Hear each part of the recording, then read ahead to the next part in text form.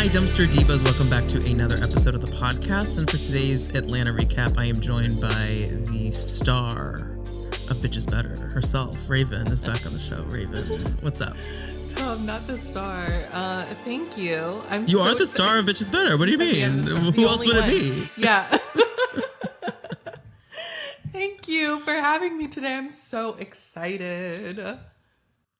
Yeah, I mean, there's so much to talk about. The Atlanta reunion I was texting our friend Samantha Bush, and we were chatting about reunion rewatchability.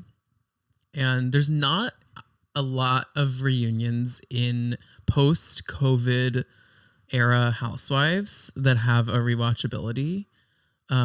I feel like when we rewatch reunions, we rewatch seasons 5, 6, 7 of Atlanta. We watch 7, 8, 9 of New York, or Potomac has some good, I guess, post-COVID moments. But this Atlanta reunion is fully something I would go back and watch again. Me too. And I don't love a reunion anyway, but this one has been so good. And I've been shocked at even how good part 2 was, because usually, it's part 1, there's a bunch, part 2 is whatever. And then part 3, we get something else. But oh no, they're still going strong. Yeah, no, it's really, really great. And it's funny, their vitriol towards each other, it doesn't feel as toxic as it does in for instance, Salt Lake City. I mean, I think Salt Lake City's greatest downfall will be their absolute hatred for each other. Because in the end, they don't actually enjoy each other. They just know that they make kooky TV, And we enjoy watching it. Yeah, that's look at... It's not funny. Lisa Barlow on Ultimate Girls Trip, she's crying. She's like, I haven't had fun in years. I just don't have fun on my show. And I'm like...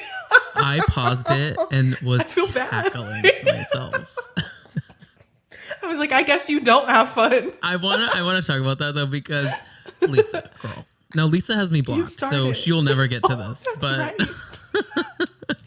but Lisa, to fuck off. You can't just sit and say to yourself I try and bring the fun, because baby, you don't really do that yourself. You're not the one that's bringing the vibes. So you don't like a themed party.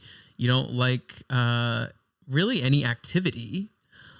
Nothing is fun to you that the girls do, and you start shit, you stage drama. You're not your hands aren't clean, and the reasons that there's no fun being had in the girl. Because let her tell it. Well, the way she described it was every time we try and have fun, they just want to take me down. And it's just why me? It's okay, well, Lisa. There's a reason. There's a reason let's it's really you. Think about that. Why it can't just always be you for no reason. Come on. Right. So that did make me laugh, though. I've never seen someone cry about having fun. It was just really funny. She's like, Portia, have you always been like this? Just fun? And Portia was like, well, yes. What? That did make the confessional part made me laugh. The thing that made me sad was her in the scene talking to Portia, because there is definitely a freedom to the Atlanta women that, be it not all of them, I guess, but a lot of Portia has a queerness to her now. She has a free spirit because she's been through so much on this show. She really is down to have fun. And I do think that that's hard to come by on some of the Housewives. Mm-hmm. So I would be acting the same way. She's so fun. She's having the time of her life. Yeah. I'm really liking Ultimate. I'm liking what Portia, Giselle, and Luann are bringing to Ultimate Girls Trip the most, because they're all just there to vibe, drink, party, have a good time. Where Vicky, oh my god, I mean, I've ranted about this already this week, but I cannot. She is on 2 shows currently on Bravo, weighing them both down. That's the problem. They overdid it. I get it. You're trying to give Vicky a handout, basically. Okay, it's 20 years. We'll involve you in some way. But it's too much. It's too much all at once. And it's a bad call. You guys fired her for a reason. You know what I'm saying? Like, come on. What is Yeah. this? Well, and I don't think she's well right now.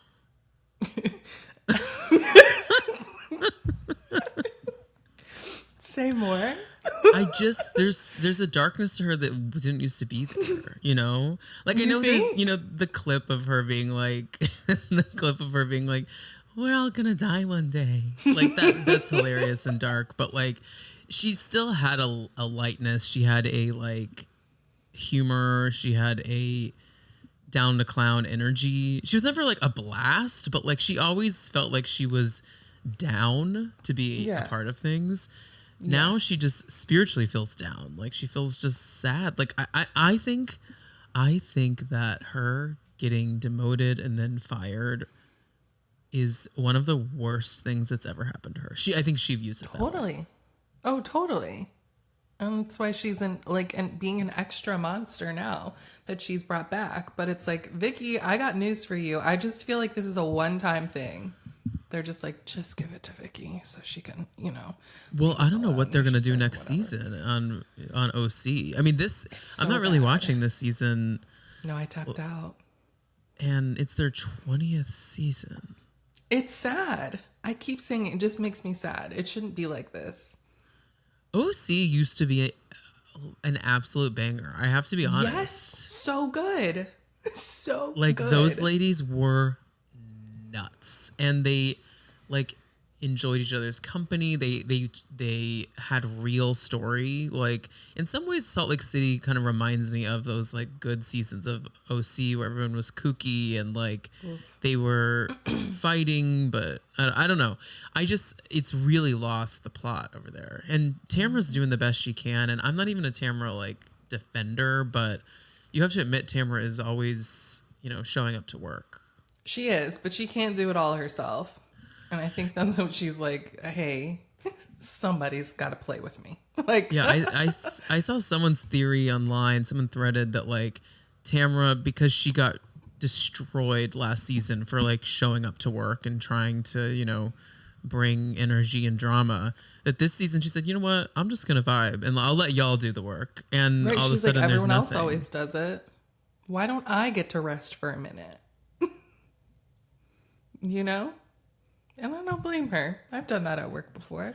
Oh my God, I've done that. And, it's in one of my group of friends, I'm often the person that is the like organizer, the connector, the person who does all these things. And I felt for a long time that it was a bit of a thankless job because like I didn't actually get to do anything fun. Like I'm the one like booking things or cooking or shopping or this.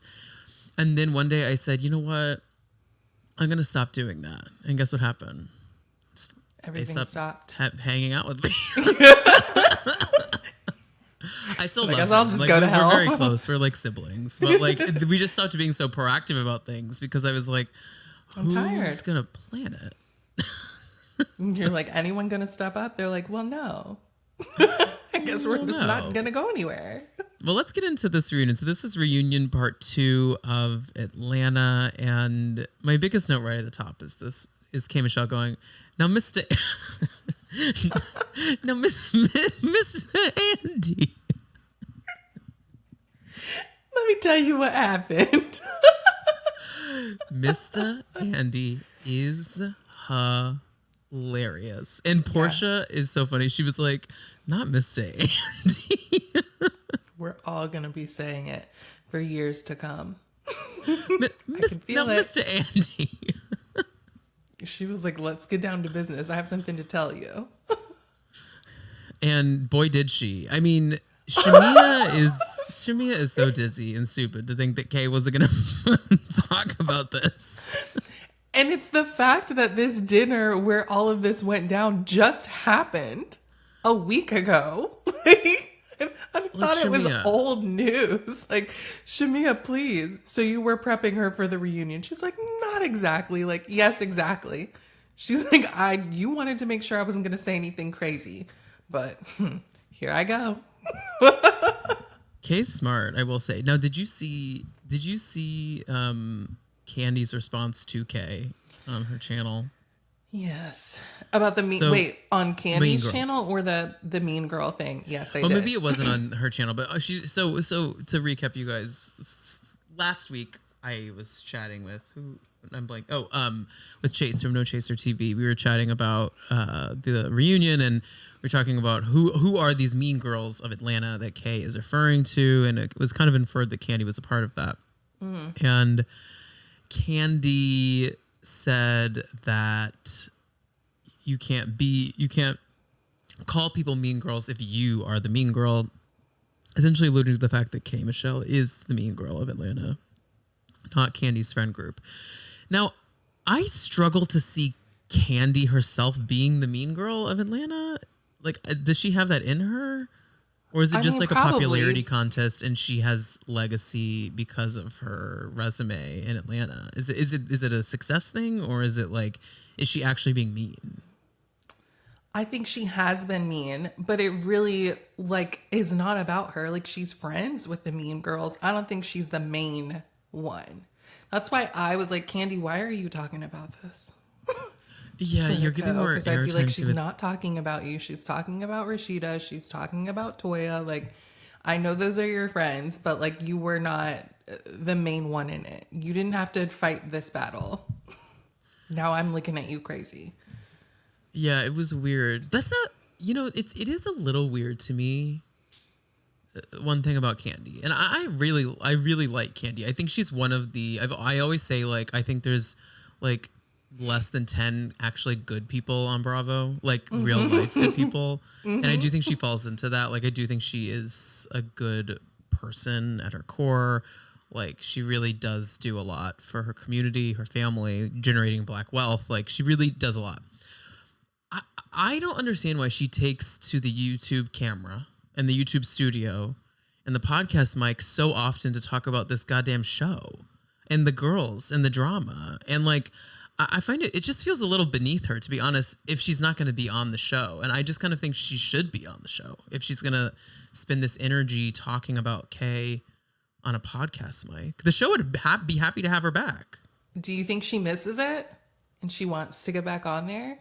I don't know that she misses it. I just think that if they called her and said, here's a contract, she would probably say, yeah. I think Phaedra will... I don't know what's going to happen with her. I don't need her there, to be honest with y'all. Well, no one needs her there. I certainly She's over don't. at the end of that couch, leaning in, like... and just making those faces, driving me crazy. It's like, what? Oh, Jezebel, who's that? Like, can you stop with those faces? It's very Jim Carrey, and I don't like it. It is so Jim Carrey. I really don't like that. It's very Ace Ventura.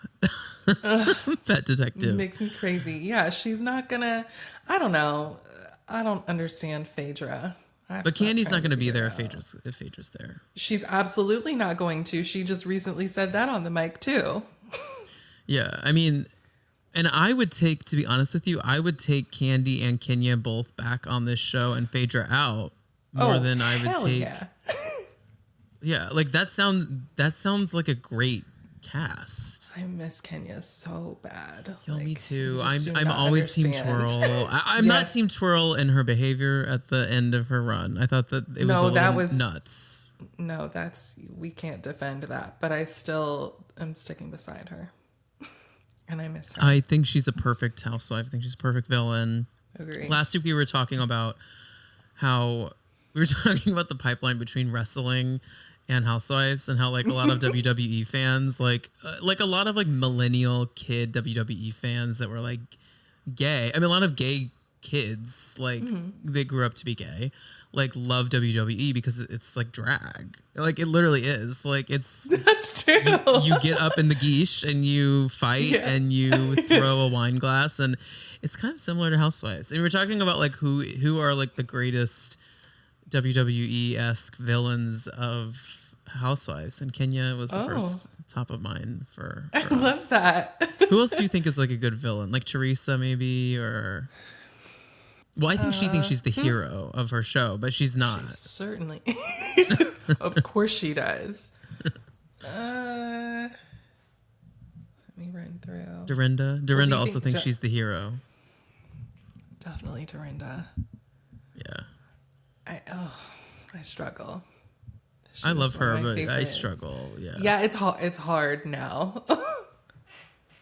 I'm curious to see what she's like because she's on this Ultimate Girls Trip towards the end of it. I know. I'm curious to see what that appearance is like.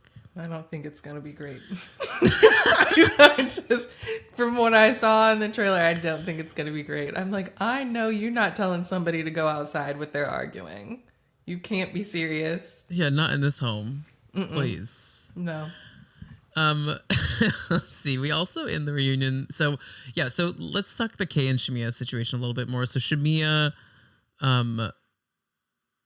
and Kay and Kelly all were out together, essentially like briefing each other ahead of the reunion. I don't know why Kay was there in the first place, because she already had some beef with Shamia, because Shamia was already spreading shit about her reputation in Atlanta. That was covered on the first part. I don't know. Why do you think Kay... It doesn't seem that they are affiliating each other. She's not affiliating herself with Kay anymore. But why do you think... I mean, with Shamia anymore, rather. Why do you think Kay is, like, still chilling with that couch? She needs to switch to the other couch. She does. I don't know. Apparently there were some other people at the dinner. I don't know who those people were, so maybe she wanted to hang out with them, or maybe she was like, I don't know, like, let me see what kind of pointers or whatever I can get ahead of this reunion, I guess. I'll sit here and listen to that.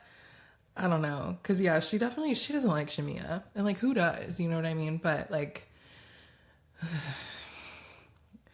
I'm glad she went. And I'm glad we got to hear about it because it's hilarious.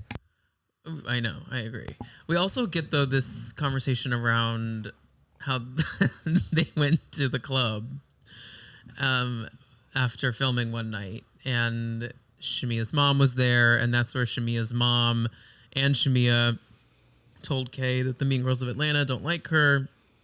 And then also how Shamia's mom called Portia a Jezebel.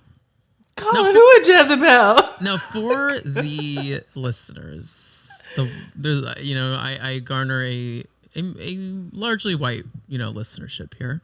Can you explain the term Jezebel to people? Because it's not as common in, I think, some white circles as it is in the Black vernacular.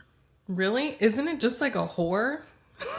It is, but like I've only heard it used in like on church, Black shows or Black spaces, or did you say church? Yeah. Yes, I've heard it like in with religious Black folk. I feel like I've heard that term used more than I've heard it in whites. I mean, growing up in a white church, no one was calling anyone Jezebels. Really? No. I didn't know that. Yeah. Well, there we go. I educated you that it was a Black term. You did. I'm always interested to learn what's a Black thing and what's just like an everybody thing or like a Southern thing. You know what I mean? Yeah, because I mean, in the South, like for me, it was people really didn't call anyone like sluts or anything. They would just, be like, bless her heart and keep it pushing. Yeah. I see that. And talk shit behind your back. Guys, if you don't know, my parents are moving to New York City. They already got their keys, but they move here this weekend, and which is so exciting. Scary. But they're a little nervous about they come to the city a lot, but one of the things that they're nervous about is like, they're like, everyone in Texas is so nice. Like, I'm worried that people in the city, like, the demeanor, it's tough. Sometimes it feels scary that like not everyone is like as like outwardly friendly. And I was like, okay, yeah, I understand what you're saying, but New Yorkers at large are significantly nicer than the people in Texas. The people in Texas just smile, and then the second you turn around, they just are like, that idiot, I'll never talk to them. It's all fake. It's like, which would you rather, Yeah, the New York, definitely. I agree. Because what does the fake do for me? I'd rather, if you don't like me, just don't talk to me, which that's what will happen in New York, Yeah. Everybody just leave everybody alone. Yeah. I don't mind that part, actually. Yeah, me neither. I'm sick of speaking to everybody all the time. Just kidding. So yeah, Kay drops the truth about Shamia's mom calling Portia a Jezebel. Now, The whole couch did light up. Like as if she said that she had done some. It's just funny because like Jezebel to me is like a very. I would find it hilarious if I learned someone said that about me. They were all like, no. Even Andy calling who a Jezebel. I mean, it was a chorus of it. It was hilarious because who said that? Kay, she said so much leading up to that too. She's like, "Well, my mama don't be in the middle of a hookah lounge in Atlanta in a white suit at 2 a.m. calling her a Jezebel," and they were just like, "A Jezebel? I know you fucking lying." Like nothing about the other stuff, and Shamia was like, "No." And then I love that Shamia was like, the timestamp on my text says 11:55. And I'm here, I'm with Kay on this. 11:55 might as well be 3 a.m. because my mom is not out at the club. And Absolutely neither is not. my ass. And me either. And certainly not in a white suit with her titties out. And she's like, and she was not dressed that way. Cut to the photos of her absolutely dressed that way. Like, Shamia, you've got to stop all that lying. Which is also what Kay said. Well, there's something sinister about Shamia's mom. Not to bring up the moms, but... Well, no, they brought up the moms. So the moms are in it. Yeah. They should be here, actually, at this reunion. Mama Joyce used to come to the reunions. Bring in these moms. See? Yeah, y'all want to talk all that shit. You want to call Portia a Jezebel, say it to her face. I'm sure she would. I would love to see Diane. Diane is gorgeous. She would really get in the mix.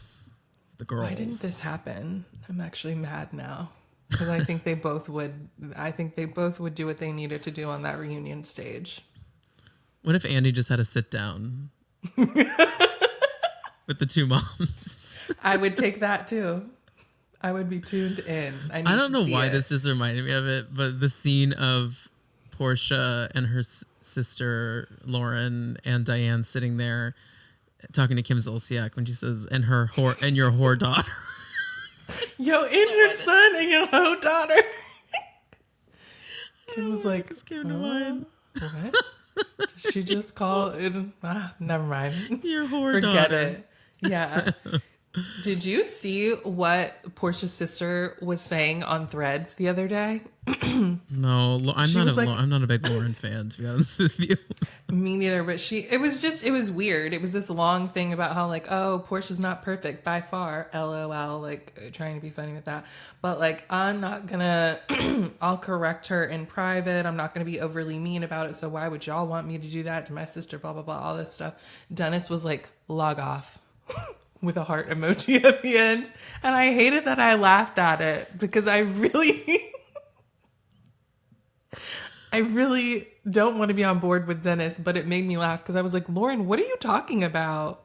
You should have left that in the drafts. You sound crazy.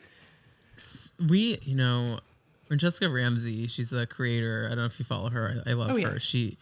She sings a song that she'll reply to people with. It's "We know too much about each other." Ain't that the truth? We know too much. Like, Lauren, we don't need to know about what's happening at home with you and Portia. We weren't even thinking about you, okay? We're just having a good time at this reunion. That's my beef with Lauren, is that she's always trying to like soft launch a business on every new season of Atlanta, and I'm like, Lauren, she does. Knock it off. Or she'll be bartending at what she was even on a whole season of that wild God. Housewives Gone Wild season of Portia and Friends, and she wasn't even the star of that. No, she's not a star. And how could you be next to Portia? I mean, I actually feel bad for her. You know? Because she's trying. She's not like, I don't care about this stuff. Like, it's whatever. Portia, that's my sister. She's whatever. But, like, she's trying to get in there. And it's just not working. And it's okay. They always say in duos, there's a rock and a star. Yes. There is. There's a rock and a star. Know who too. And the rock is good because the rock holds down, like, keeps the star in check. I'm not saying the rock has nothing to bring to the table, but there's a rock and there's a star. Apart. Yeah. We get Cynthia's song. Cynthia has made an EDM dubstep adjacent track with La Prince, her boyfriend. Uh-huh. is it going to play in my house? No, but I do think I No? really support.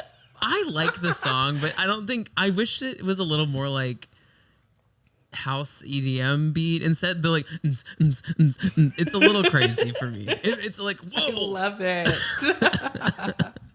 I like it. I want to clarify. I'm so I do impressed. really like it. It's not totally my vibe of EDM, but I do quite like it. And the drop of what else is going on before the beat drop is really inspired. And That's the what Peach did Life it is for me. hilarious. I don't know why that's never been used before. Right? Incredible work, Cynthia. God, I love her. I do. This is a Housewives song that like I actually approve of, and there's not very many.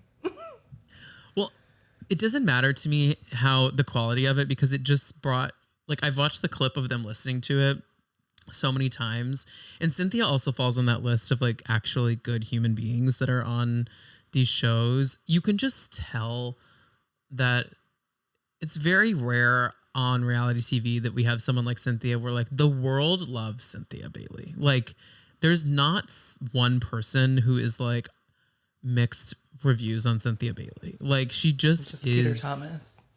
Yeah, and he's a loser. So like that's fine. But like she's just great, and seeing the girls support her, it really like touched me seeing, and you could tell she was overwhelmingly like touched by how much they were hyping her up. I just thought it was really, really special and sweet. It was. She's the best. I'm so happy she's back. Me too. I like want her to never leave this show in the friend of role. Like she should just always be here. I think as long as they keep asking her, she will. She's like, this is the perfect position for me. And I'm sure like, the "It's check so is much good. better." I'm sure it is. I'm sure it she is. would obviously make more if she decided to be full time, but I think the check is really nice as a friend of, and she kind of just gets to bop in and out. I've been saying this every week on the show. I really want Nene to come in as a friend of to start. Do you think she would? I think she would, because my argument has been that like I don't know that I think a hang up for her would be sharing too much of her personal life at this point. Like I think she's okay to bow out of updating the world on the boys and her grief process. Like in the end, I think what people want is to see her just with this strong group of women again. We know enough about her story, like, and she's given us. She has been so giving with her story. I don't think we need that from her, Mm-hmm. Like same as Cynthia. Agree. Like Cynthia has shared so much. Like we don't need to know more about Noelle. We don't need to know more about like Peter and whatever fallout there may still be, or Mike. Like, we don't need to know about him. Like, there's just not, like, we don't need to know about these things. No, you just come in and have some fun. Go home. I think Cynthia is honestly kind of reinvigorating. Well, actually, the Miami women did it first, but reinvigorated the friend of role where it's, like, not, like, a B character. It's just, like, almost like back to Rock and Star. She's kind of like the Rock of the group, right? She just, like, holds it down. Yeah. Lets them all run amok around her, and she just holds it down. So I really have appreciated that. Let's talk about Pinky versus Phaedra versus bankruptcy. Oh my God, the bankruptcy baddie. Now, is it tacky to say like bankruptcy changed your life? I mean, kind of. Yes. Yes. I don't think Pinky's worried about being tacky. You still ran out of money. Yeah. And I do understand. Like, so my parents were bankruptcy. My parents were both CPAs before they retired, and they were both bankruptcy consultants. So they would go into businesses and like help wrap it up for them. Mm-hmm. And so, like, I've actually kind of known a little bit about the process for a bit, and like where the positive side of it is, because it does give businesses a new chapter to like just kind of start fresh. But it does, you file because of a big L. Yeah, and she's acting like that's not it. That's not the case, and it worries me too a little bit about the money, because like if her husband literally on camera says like, I can just pay this, like, and get you out of it. Right. $5 million, I'll give it to you. But she would rather, you know, play the system on camera. Sometimes it just worries me because like we've seen things go awry many a on time. These shows with the money and with the cameras filming the money, you know, like it does make me a little worried, but and it's just confusing, which is what, like, after, you know, all that back and forth, Cynthia was like, hey, we're just confused. What's going on? You got the funds or you don't? Like, that's all we're trying to figure out. Because one day you're saying one thing, and the next day you're saying something different. And it's like a lot of back and forth. So, like, what is the truth? Hello? Yeah, I have to agree with you. Like, I think there needs to be, back to the line from earlier. We know a little bit too much about each other, one of which I don't need to know the financials of your business so heavily. I think she thinks sharing it. Yeah, I think she thinks sharing it will make it better. And sometimes I think she could have been like, I'm going through bankruptcy. And that can be it. And stop like telling everyone every single time you see them, I'm thinking about filing. I'm not filing. No, I'm She's not literally like Dana. I wiped my ass with $89,000. $89,000. Like, what? No. She's like Dana from Beverly Hills when she's like 25,000. She's literally like, did you know bankruptcy is happening to me right now? It's like, hey, that doesn't make sense. I did think it was weird though that Phaedra in turn cared so immensely. She was like pressed. I don't know if this is Phaedra being like, now let me have my moment here today, but yeah, I gotta do something, because she was like, I do not appreciate you saying bankruptcy as a tool. How dare you? Right, as if Phaedra is like the like gatekeeper on good business. Like she's like she's protecting the sanctity of like of the financials in business. Yeah, she's like, I know, which like Phaedra is successful, but she's like, I know what I'm talking about with business, blah blah blah, and like, you don't. Let me teach you something. And Pinky was like, absolutely not. Absolutely not. No. Now, I do like Pinky in general though, because Pinky, you know, is good on her feet, and her coming back at Phaedra and saying, call Bobby Brown, I have to say, was chef's kiss, because I'm gonna love it every time. We forget. I don't.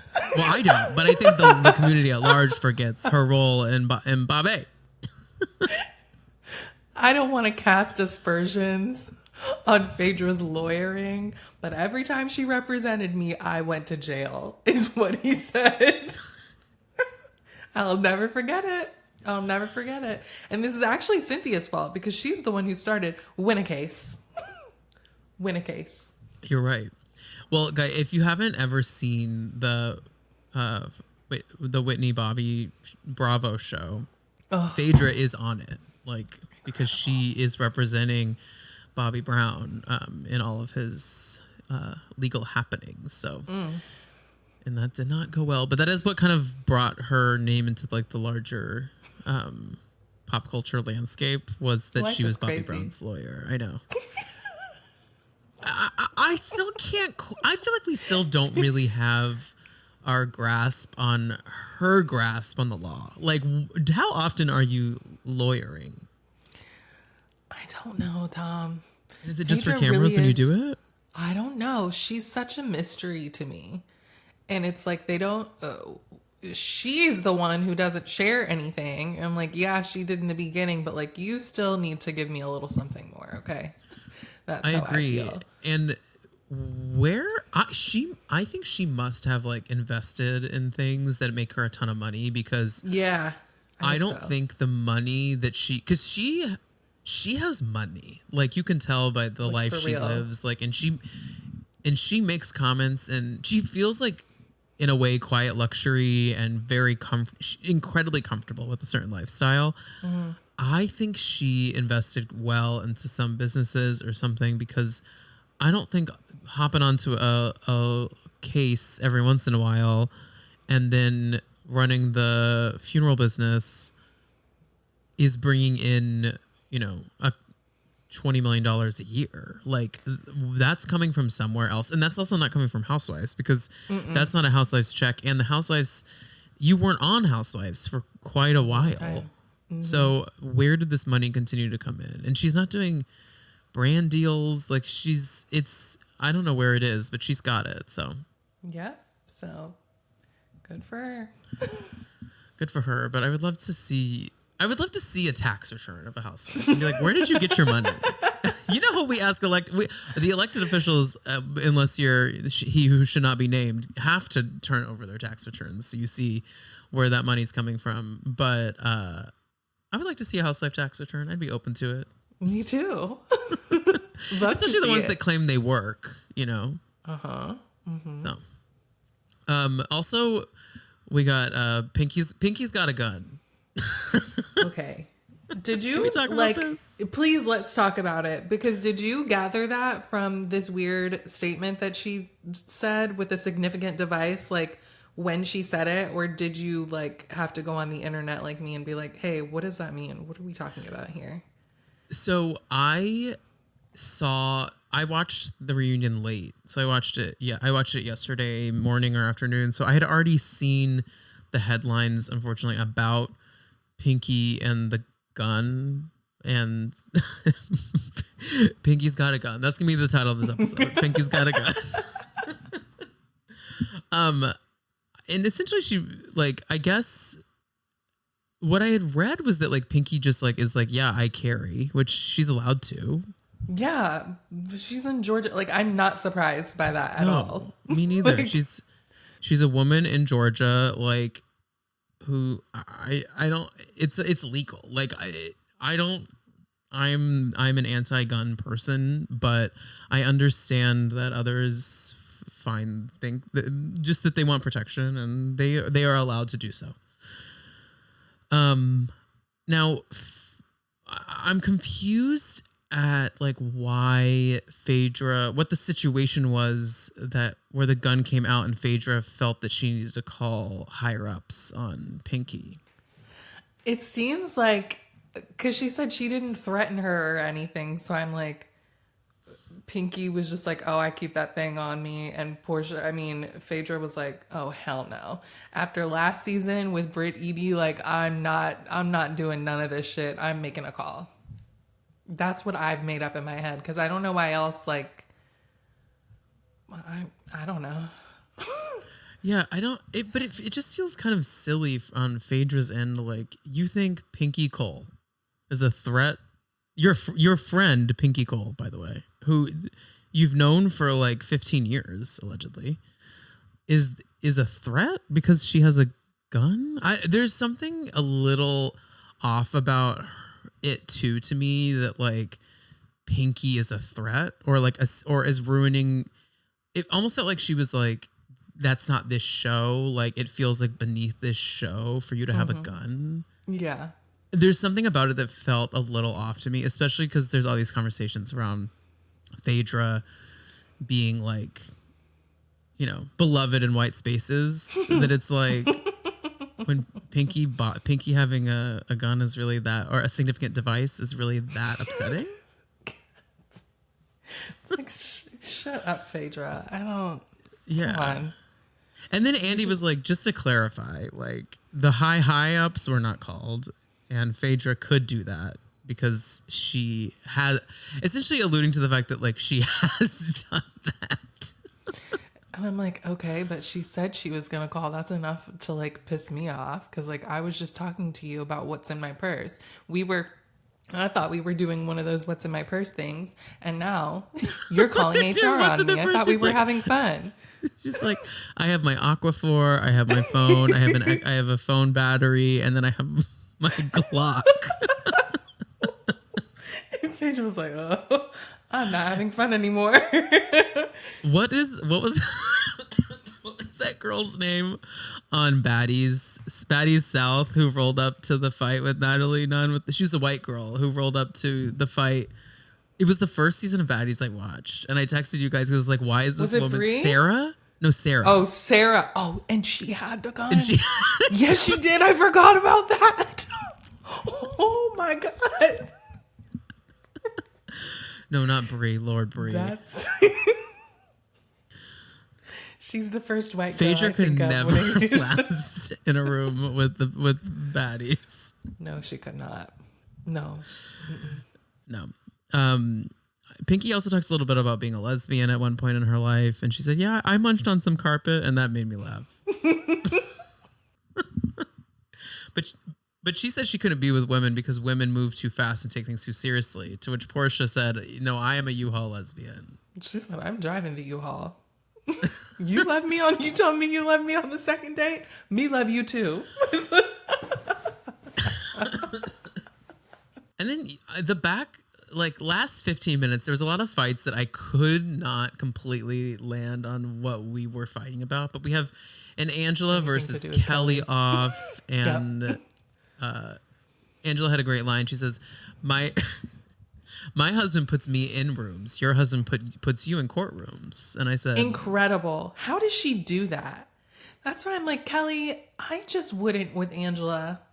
I wouldn't with any, like, if I was anyone, I wouldn't do it with Angela. But it's like, Kelly is such a loser for being like, but I did have a husband for 11 years. Like, are you bragging about that man that you married and you were married to him for 11 years? But look at what he's doing to you.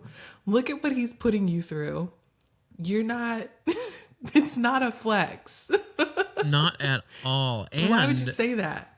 Well, a couple things. One, did you see online that Angela said that the only Kelly I know, and it was a photo of her and Kelly Rowland? No, I didn't see that. So that made me laugh. Oh, what a queen. And then, Kelly reveals that, so the conversation around these pastors that she's hooking up with.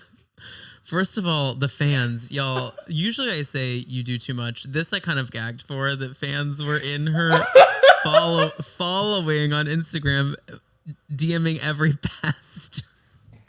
Hey, did you sleep with Kelly? I'm sorry. That is funny. It's hilarious. Dear pastor. Hilarious. And you can't lie, you know? It's just like, what happened there?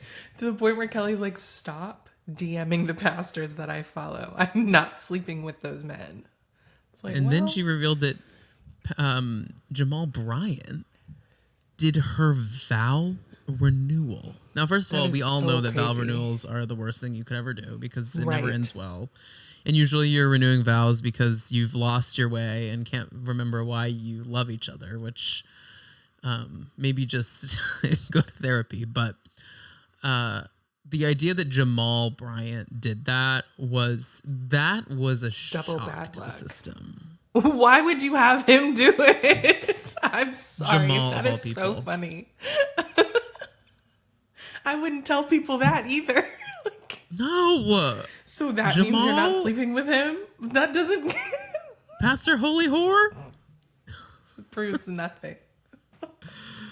Yeah, it was crazy. But then we start spouting off some pastor's name, I guess, that, we can't, have bleeped. I don't like when we bleep things. If we're bleeping, I just wish it wasn't in here. Because, I'm like, why are we... Cut it out. Because now the internet sleuths are going to get on it. Well, where they do kind of mess up here is that they show their mouths move a little bit. So you can kind of, make out... The lip readers who are good out there can figure this out pretty quickly. So see, so you might as well just leave it in. And now Portia took a lie detector test. Oh, brother! Now I'm anti lie detector test. What I'm Me too. Even more anti is taking a lie detector test about someone else's lies. I'm telling the truth about her lying, and. Who is this guy? This isn't our lie detector guy that we know. Who is this man? Where'd you find him? Well, that makes me trust it a little bit more because the ones that we know are on every television show, and that worries me. When they're on when a doctor is on every television show, my brain starts to go places. Like, are you a doctor? No. I was like, this is not the lie detector man that I was expecting to see. I don't know what to make of this. Where's his references? Yeah, I thought Portia kind of didn't land that for me. That he was on FaceTime being like, you didn't lie about the fact that Kelly lied about the this and the man. And I'm like, this is so ridiculous. And Drew was like, wow. Yeah, I knew it. I knew it. But that kind of brings us to the end of this part 2 of the reunion. We have obviously more to come. I don't think we're getting any menses out this year, because last year we had Charles, because Charles delivered that hilarious line where he was like, well, where are y'all's men? But yeah, we've got more ahead. I love these ladies. This is such a great season for them. And I just love when Andy is happy with the wives too, because he has sat through so many of these. He's seen a ton of television. You say what you want about him, but he knows when something's like really actually good quality or not. And he can just tell that these women are like high quality women, high quality TV, high quality housewives that have a long future ahead of them. I think we have a great cast here.